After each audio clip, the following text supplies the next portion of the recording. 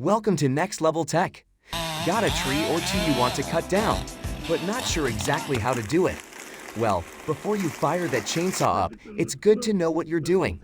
In this video, we'll show you video clips of everything you need to know about how to cut down a tree with a chainsaw. This process is also referred to as felling a tree. Please subscribe to our channel and hit the notification bell so you don't miss future videos. Let's go there.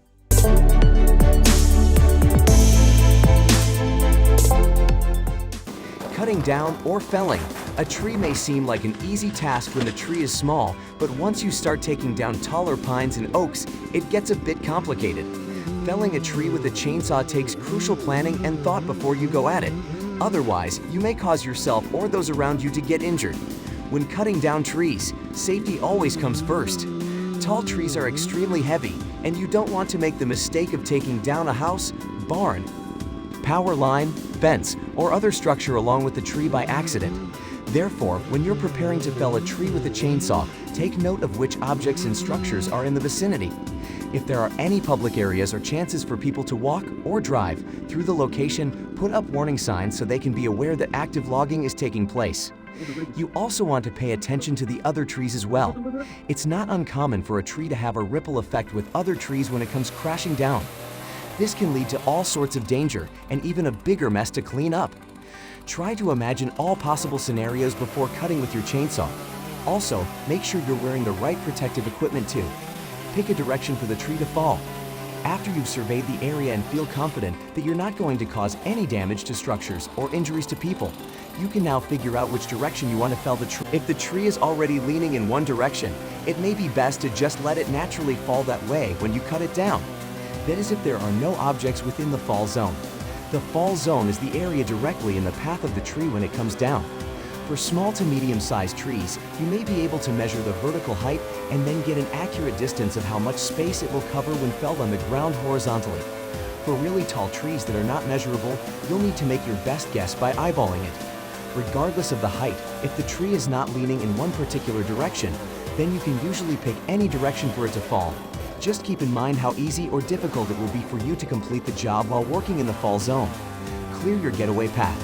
When you cut down a tree, you need to get away from it fast and at a good distance to ensure your safety. How to cut down a tree with a chainsaw. When it comes to how to cut down a tree with a chainsaw, you have three options, and each one uses three cuts to make what's called a notch. The type of notch you choose to fell a tree is personal preference. Each method of notching achieves the same end result. So pick the one that seems most logical to you, and over time, try out each type of notch on other trees so you can find the one you like best. Cuts 1 and 2, face cuts. The first two cuts you need to learn for how to fell a tree with a chainsaw are the face cuts. Two face cuts make a notch. The notch is made on the side of the tree that faces the direction you want it to fall.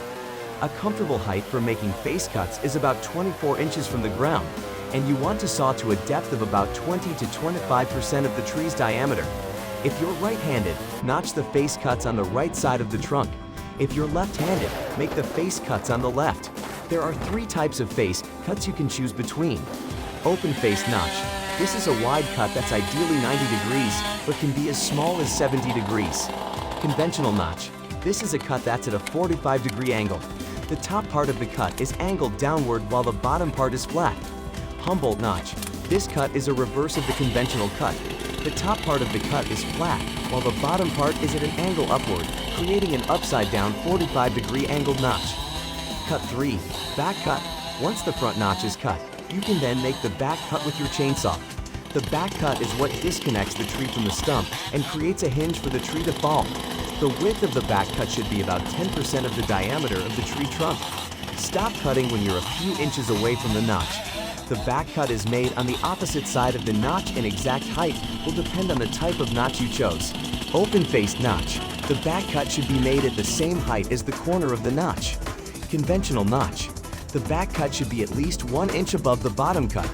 Humboldt notch. The back cut should be at least 1 inch above the top cut. Once you've made the back cut with your chainsaw, the tree may start to fall. If so, stay calm. Keep your eyes on the tree and move away quickly. If the tree is still upright, then you'll want to use a felling wedge to make the tree begin to fall. The felling wedge acts as a lever that gives the tree a push in the right direction for it to tip over. Insert the wedge into the back cut and tap it with a sledgehammer until the tree starts to fall.